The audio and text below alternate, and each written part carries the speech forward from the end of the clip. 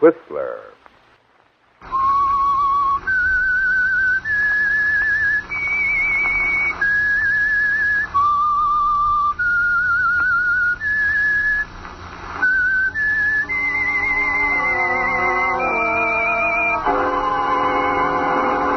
I am the Whistler, and I know many things, for I walk by night. I know many strange tales hidden in the hearts of men and women who have stepped into the shadows. Yes, I know the nameless terrors of which they dare not speak. Yes, friends, it's time for the Whistler's strange story. The two lives of Colby Fletcher.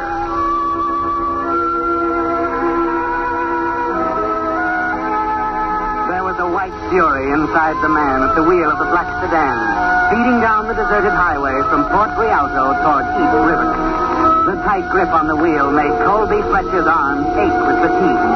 He stared blankly at the white center line of the highway, unreeling under the glare of his headlights. Then he saw him, a man walking ahead on the right shoulder of the road. There was no pausing to consider, no arguing with himself. The decision was automatic and instantaneous. He glanced quickly in the rearview mirror. There was no one behind him. He pulled lightly on the wheel, angled the car off on the shoulder. Farther and farther. The man was close now. He gripped the wheel tighter. His foot went down on the accelerator. Then, with a split second to go, the man on the road jumped.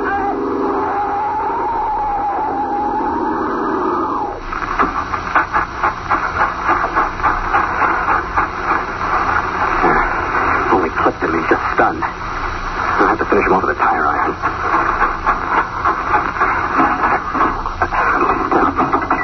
Where the hell did I put that gun? I thought it. Oh, car. Something wrong, buddy? Yeah, glad you came by.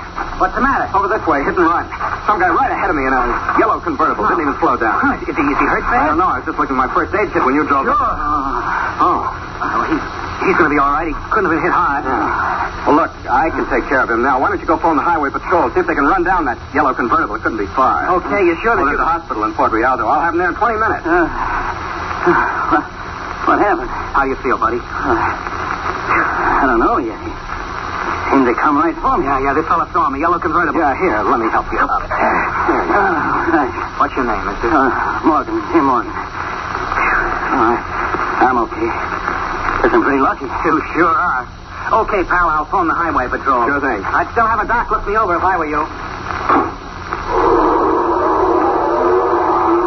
I guess I'm still in one piece. Well, that stupid jerk, he could have killed me. It was almost like he was trying. Well, he was probably drunk or something. Oh, yeah, I sure appreciate what you've done, mister. Oh, forget it. Where are you heading? Riverton. Well, you got a place to stay? No. Well, you need some rest right now. Look, why don't I take you with me? I have a laboratory in East Riverton. There's a spare cot in it. I'll offer to spend the night there myself. Well, I don't know. You sure? You won't be any trouble. Well, mister, I guess I'm in no position to choose. It's a deal.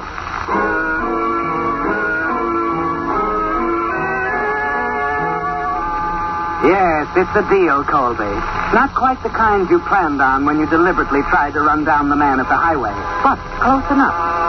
The important thing is that he's agreed to spend tonight on the cot in your laboratory at East Riverton. And you realize, as you talk to him, that the desperation that prompted your decision at the wheel wasn't misplaced. That here at long last, you found the keystone for the arch you began to build so carefully months ago. And as you chat with Jim Morgan, driving along beside him in the night, your mind runs back over it all again, back to early spring, and the little informal meeting with your wife Cynthia's father and some of his friends. On that afternoon, the foundation of the arch was laid. Yes, you remember that meeting very well, how they listened to every word you said. And that's about it, gentlemen. You may feel that it's because Ralph here, my father-in-law, has a great deal of faith in me. It's become my life. It can and will work. We believe it can, too, my boy. Yes, we got a lot of... And I'm happy to tell you that Mr. Adamson, Knowles, Fredericks, and I have agreed to put up the money to get things started. Yes, that's right. We're ready to back you to the tune of $15,000. Purchase that abandoned warehouse out in East Riverton. It'll make a fine laboratory. We're not businessmen, Colby, but if Ralph says you're okay, that's good enough. Yeah. Well, this is certainly good news. There's a lot of work ahead of me. The whole process for manufacturing artificial silk is still in the experimental stage, but with a little lab where I can work all by myself. We know, son, and we're counting on you to come through for us. Colby? Yes, sir. I understand that the work is quite dangerous. Yes, Mr. Knowles, it is. I'm sure you're all happy that I'll be doing my experimenting across the bridge in East Riverton. I'll try not to waste time. As soon as the lab is ready for me to start moving things in, the work will get underway.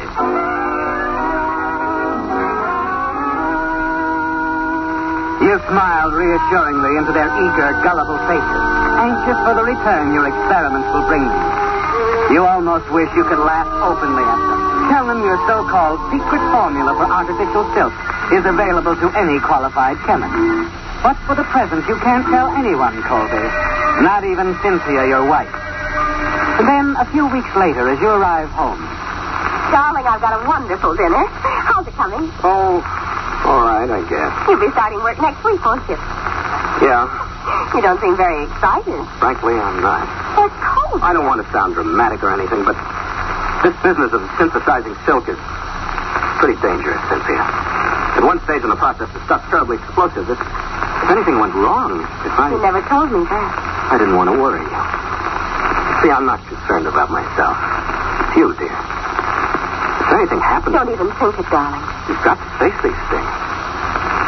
If we could only afford some more insurance... Oh, dear, we have... Well, not enough. Cynthia, do you suppose you could speak to your father? But what can Father do? Well, I think it's up to him and his associates to provide proper protection for you. After all, it's their project. I see. Yeah. All right, dear. When do you want me to speak to him? I start work Monday. You better do it tomorrow.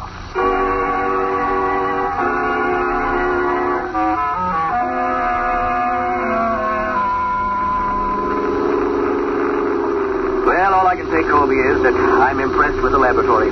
Highly impressed with my... I'm glad you're around. Thought you'd be glad to have a look now that I'm ready to get underway. The rest of the backers are curious. Not at all. Give them a full report. After all, it's their money. I can let them know at the luncheon meeting next week. Oh, fine. Here's the toll gate. I've got 2 bits handy. Yeah. Thanks. Yeah, Mr. Fletcher. Oh, Barney. A little late tonight, aren't you? Had an inspection tour tonight, Barney. Here you are. Thanks. Is he keeping you busy, Barney, running back and forth to the laboratory? Yes, sir. Gotta be nice to him, too. And that blanket still over there, Mr. Fletcher's employees will just about get this old bridge paid for, you know. Okay, Barney. Good night. Good night, Mr. Fletcher. There's a man with vision. Yeah. You know, Ralph, I've decided that's what I need. Oh, what do you mean? In this kind of business, a man has to look ahead, recognize a few facts. Huh? I tried to impress your friends with the hazardous nature of these experiments. I hoped that would be enough. Apparently it isn't. You mean about the insurance? Exactly. Cynthia mentioned it to me. Told me how you felt, and, well, we agree with you. How far does that go? We'll be glad to help finance some insurance for you. Ralph, I know I can speak frankly with you. Oh, of course. I came here to Riverton with just enough to get by on. The only thing I had was a formula for synthesizing silk, nothing more. I'm a relatively poor man. But that shouldn't last long. The problem is now, Ralph. I'm going to undertake a series of very hazardous experiments. I'm going to have to insist on the proper protection for Cynthia.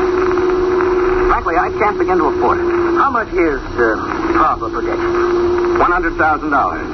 What? Does that seem unreasonable? It's a lot of It's your project, Ralph. If I'm going to risk my life to make money for you, it seems only fair that my wife... I realize that, Colby, but we can't pay for anything like that. Colby, I know you should have protection, but $100,000, they'd never go for it. Why, the premium be all out of reason. I see. Well, then, I guess you'd better tell him I can't go ahead with the work. Well, that's hardly fair. And it's hardly fair to expect a man to undertake work like this with no protection for his wife. Can't you see that, Ralph? All I can see at the moment is Everett Adamson hitting the ceiling when I tell him you want a policy that large. He'd never go for it. That is your choice, Ralph. You can tell him that I won't have... Let's not go off half-cocked, Colby. Well, really? I think I can go this far. I can arrange a temporary coverage. Sanders of Edinburgh will take it.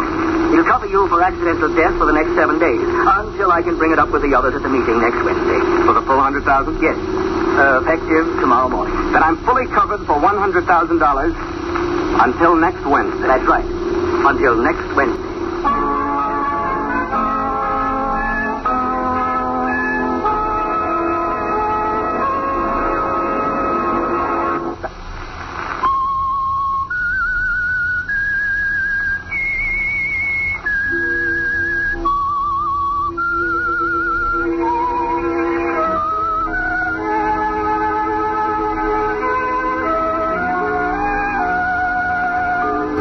It's almost over now, Colby.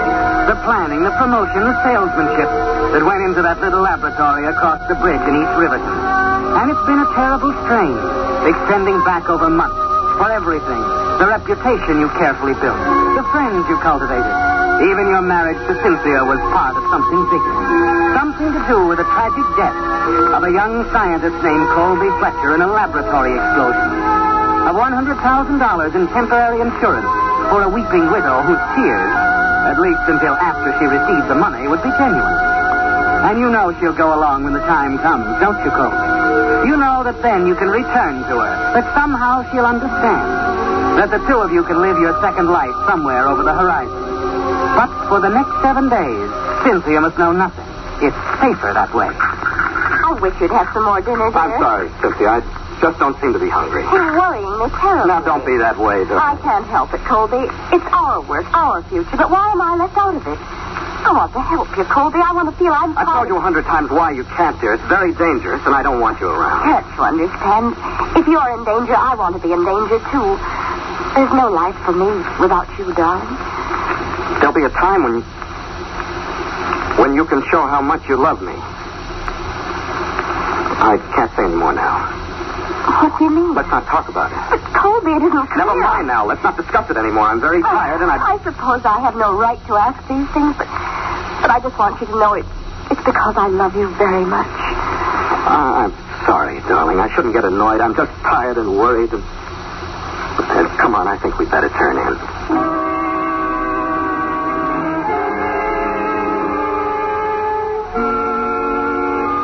Yes, that's all you can tell her now, Colby. But you know Cynthia will stand by you when the time comes. And it's not far off now. You wish fervently that there was some way of postponing it, knowing that now you face the most important problem of all, that the arch is all but built, that the next step is to slide the keystone into place and make the structure sound and complete.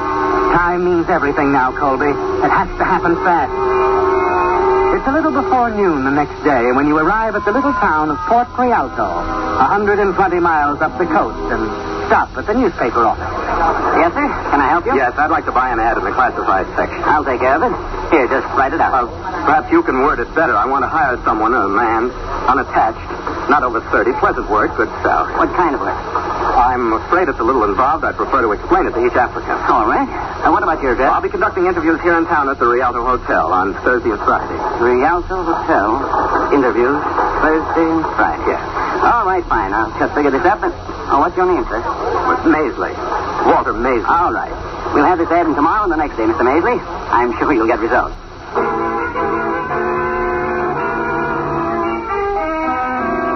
You hope he's right, Colby. You have 6 days left. 6 days in which you're fully protected by the temporary insurance arrangements with Saunders of Edinburgh. 6 days until the matter is taken up in detail at the meeting. And you're afraid of what might happen when the discussion centers on your $100,000 policy. You waste a trip to Port Rialto on Thursday. There's no response to the advertisement. But Friday is more encouraging. Several applicants are waiting at the Rialto Hotel, where you're registered as Walter Maisley. You interview them carefully, one by one. And where'd you work before, Adams? Any place near here? No, sir, but I've had a good deal of lab experience. I can get letters for you, Mr. Maisley. Well, that shouldn't be necessary, Adams. I think the only reason I quit and came to the West Coast is because of an uncle near River. An uncle? Yes, sir. Uncle's getting along in years, ailing, and wanted somebody in the Never mind, Adams. I haven't time to discuss your relatives. I have other applicants waiting. But I don't understand. I'm sorry, Adams. You won't do.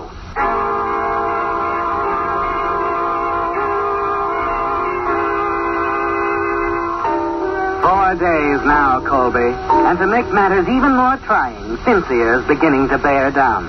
But, Colby, darling, how can you say you didn't leave your laboratory all day? Is there anything so amazing about that? Well, as a matter of fact, there is. I telephoned you today, twice.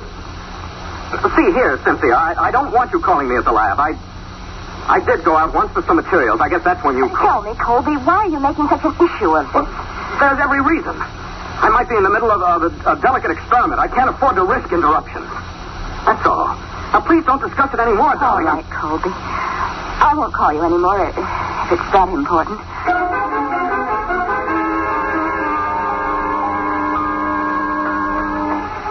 And it is important, Colby.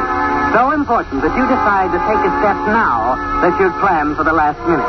It's going that way now. They seem to be moving in from all sides, forcing your hand.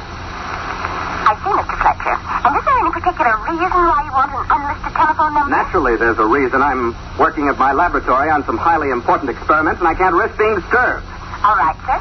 Please see that this telephone number is not given out under any circumstances to anyone. Is that clear? Yes, Mr. Fletcher. We'll take care of it.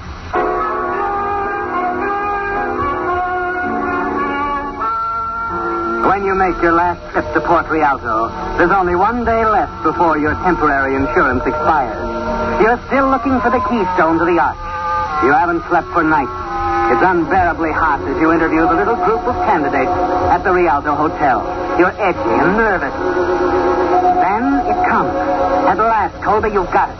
He's about your age, naive, a little stupid, and exactly right. Well, that's it, Mr. Maisley.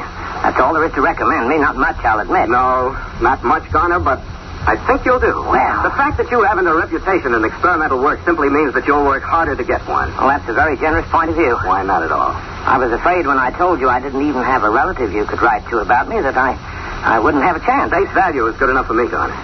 So when can you start? Well, I haven't much to clear up here in town. I could take a bus down to East Riverton tomorrow night. You won't have to do that. I'll pick you up.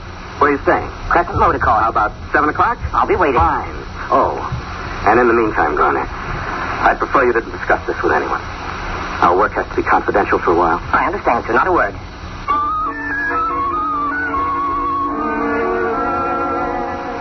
Yes, Colby, you've made a good choice. A man who doesn't ask questions. A man without friends, no connections. A man who can take your place in the little laboratory at East Riverton, so that his remains will be taken for yours after the explosion. There's little left to arrange now.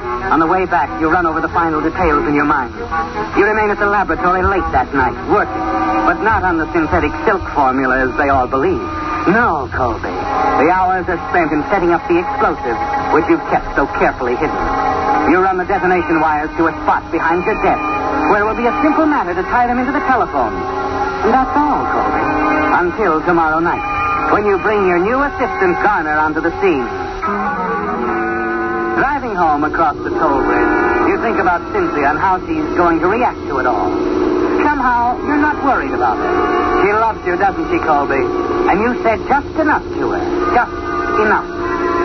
There'll be a time when you can show how much you love me.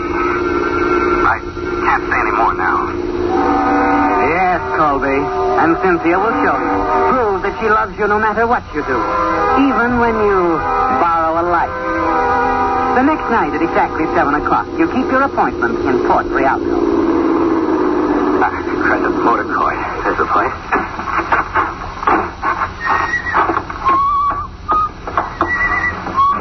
Good evening. I'm looking for a man by the name of Garner. Want a cabin, mister? We got a vacancy. Oh, no. I was to meet a chap who's staying here. His name's Garner. Garner? Oh, you're Mr. Maisley. That's right. Garner went back to Chicago. Got a call from some woman. What?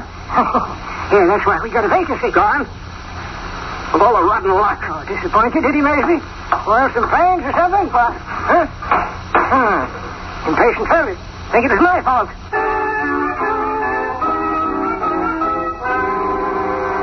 And that's what brought it on, wasn't it, Colby? That white fury that gripped you as you sped back along the deserted highway from Port Rialto.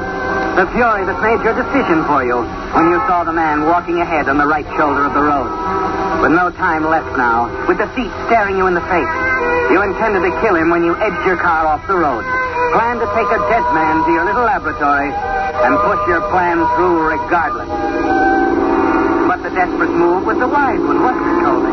And the man you tried to run down is sitting beside you, grateful because he thinks you saved his life. And because you've been kind enough to offer him a place to spend the night on the spare cot in the office of your laboratory. This the place? That's right. Must be a lonely spot to work. Oh, it isn't bad. Ideal for my purpose. Conducting some sort of experiment, huh? Yeah. Nothing serious, more or less of a hobby. Here, I'll open the door. Sure break for me. I don't know where I'd have ended up tonight. No money, no friends. Oh, you've got a friend? Make yourself at home. Hey, this is neat. I tried to make it comfortable. Cot's over there. If you'll excuse me a minute, I'll just check the lab. See if everything's all right. Go right ahead. But I can tell you, everything's all right with me.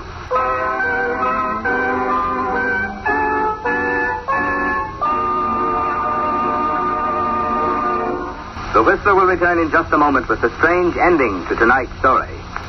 And now, back to the Whistler. So you've reached the most important point of all, Colby.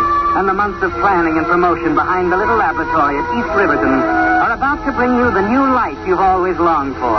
The wealth and ease that will come with the insurance money Cynthia will receive when the laboratory and its only occupant are blown to bits.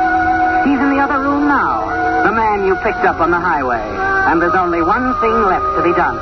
Yes, Colby, you know every move by heart as you tie the detonation wires into the telephone, so that the first incoming call, the call you plan to make in a few minutes after you leave, will set off the hidden explosive.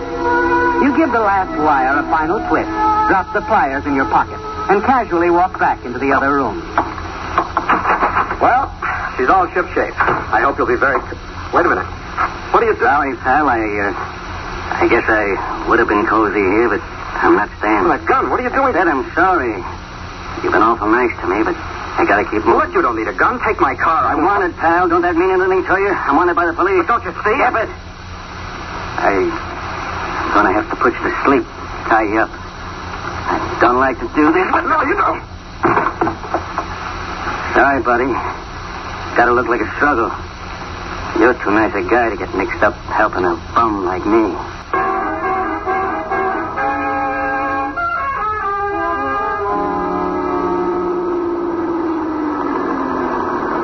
Bridge, mister.